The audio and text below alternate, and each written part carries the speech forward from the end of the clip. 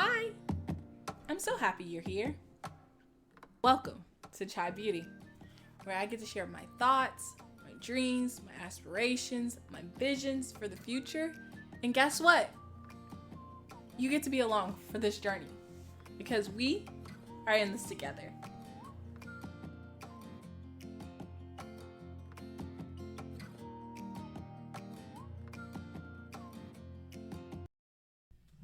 And so we have come to the next chapter, but in the handbook it's called Common Boundary Myths, as well as in the book, and it's chapter 6.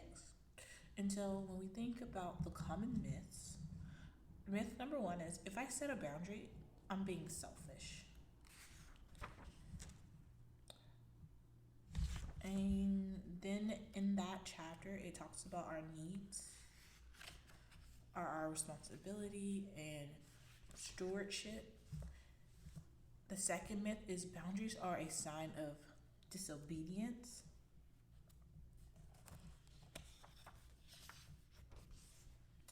Myth 3, if I begin to set boundaries, I will be hurting others. Myth 4, if I set boundaries, I will hurt others.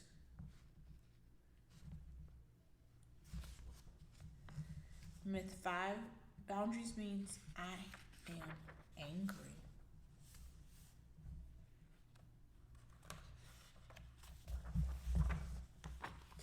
Myth 6, when others set boundary, it injures me. Myth 7, boundaries cause feelings of guilt. Myth 8, boundaries are permanent and I'm afraid of burning bridges. And so when you're hearing those 8 myths, you have to think about, what does that mean for you? Are you enslaved to those? Do you think those are true? Do you feel like nobody will understand you when you set boundaries? And for me, reading this chapter, I really did do some reflection, and especially because I have the handbook as well, it made me really think about like how I have set boundaries and and why there are some reasons I don't want to set boundaries with certain people. But I do believe overall, as I grow as a human being, I am able to overcome those myths because I can set boundaries in a safe space. And it talks about that. I can set boundaries in a safe space and it be okay. So when I do get somebody that negatively does not respect my boundary, I know that person just isn't for me. So I have to ask you, what are your excuses? What do you believe?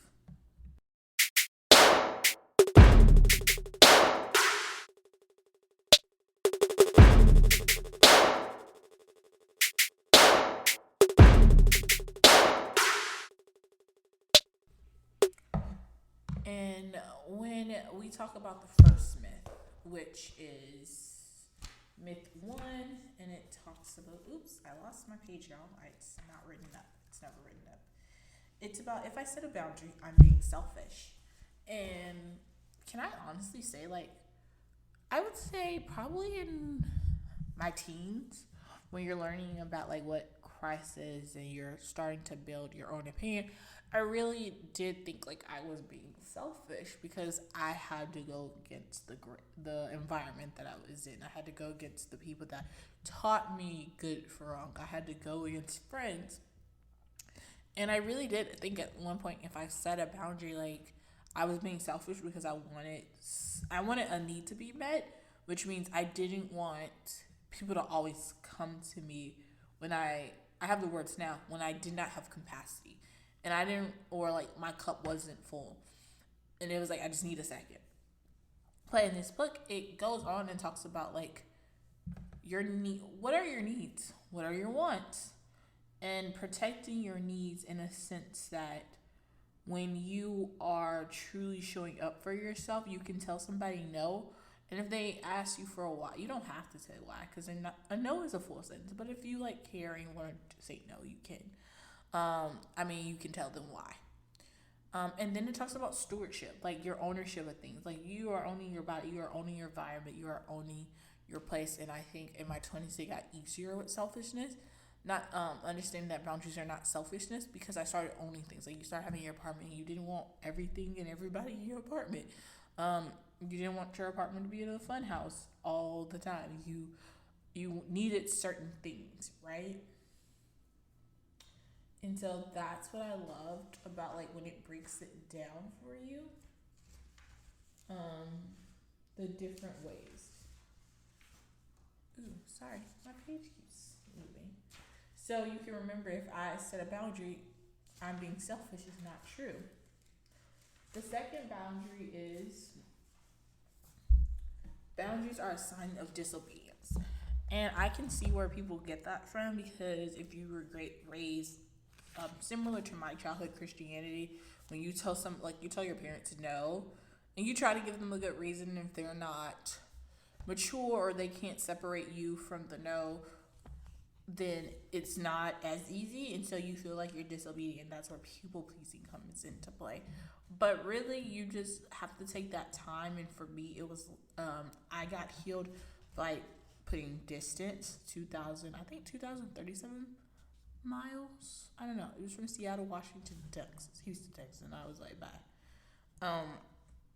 That I realized, again, me telling people, like, the things I asked my parents or said no to my parents about when I got around friends or I got around coworkers, and I said no, which I had to have a burnout to realize, like, I needed to change. So I won't say, like, as soon as I left my parents' house, like, I was telling people no. No, I had a burnout probably like 3 months into my place, and then me and a coworker got into it that caused me to like say, oh stop, something's happening, I need to figure out like why that's happening to me.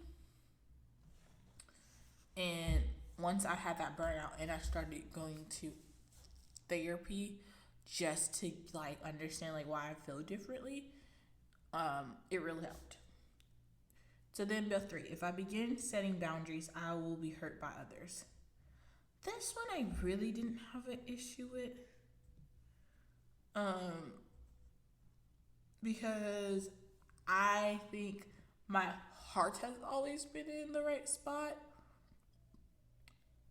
until recently. I think in the last couple of episodes, I can't remember what episode it was, but I talked about like how I hurt a friend with like they felt like every time I called them, I was only calling them for like things I wanted, and it wasn't even that. It was just like life had happened. They were still in college, and I literally had gone through a seizure, a panic attack, depression, and because they weren't calling me, and like when I thought of them, I would reach out, and I didn't realize like I was only reaching out like, and it wasn't like neat. It was more like, hey, do you have the phone number for this person? Or hey, have you looked at this? Or hey, I'm starting on this, and if you could do this, because I remember like they really liking art and stuff. So like when I would think about art or I see something, I'd be like, hey. But really, I honestly didn't need those things. They could easily have told me no, but I realized I did hurt that person, and then I did apologize. But also I realized like, for me, it's just being careful how many times you reach out, and stopping and pausing when you reach out to be like, am I reaching out to say hello to this person, or am I asking them for something? And the reality is like, you have everything you need, you don't have to. And then myth 4 is, if I set boundaries, I will hurt others. Which I didn't understand the difference between, if I begin setting boundaries, I will be hurt by others, and then if I set boundaries, I will hurt others, because they kind of go hand in hand, and it goes back to like just being like, you're not hurting anybody, like you're not killing anybody, it's just protecting yourself and your peace. And boundaries mean that I'm angry, and I would agree. Like at 22 to 23, I was really angry because I just felt about all I went back and thought about all the times like I was hurt, and I tried to set a boundary and it didn't work, or I set a boundary now and it's working, and I'm like, why didn't it work the last time? Myth 6 is just being with others set boundaries. It injured me. I have been told no. It does suck. You look at them, they look at you, and you're like, okay. You kind of just move on, but you do be feeling a little salty. But I've just learned, like, I want people to respect my boundaries when I tell them no, so I'm not going to make a big deal about it. You can find someone else to help you, or you may have the chance to, like, provide or do something on your own. Myth 7, boundaries cause feelings of guilt. Yes, absolutely. Feelings of guilt. Like, I feel like I suck as a human being sometimes when I tell somebody no, because I remember the times I was told no. And remembering the times you were told no is projecting. So you should not say to yourself, oh, me doing what I'm doing is hurting this person. Like, you're putting yourself in that situation. I think you should be considerate of it, but you should ultimately know who you are as a person, and being like, I financially, physically, emotionally can't do this at this moment, and not feel guilty about it. But it's a work in progress. And then the last one is just understanding, like, boundaries are not permanent. And I'm afraid of burning bridges. And it goes back to that guilt. I think they go hand in hand when you think about burning bridges. However, they're not permanent. Like, what you needed in one season, you won't need in the next season. And that's the beauty of just knowing that as you grow, certain stuff does not affect you the same way. And you're able to continue to be the best you. So just think about these myths and how they affect you currently, presently, and how you're going to work on it in the future. Because I can tell you they're going to show up. You're going to have a reaction, but it won't be permanent. The anger won't be there for long. The upsetness, the fear, the guilt won't be there for long. Because as you continue to work on yourself, as you continue to work on your no, and you continue to work on the no behind the why, you are going to just continue to be a rock star.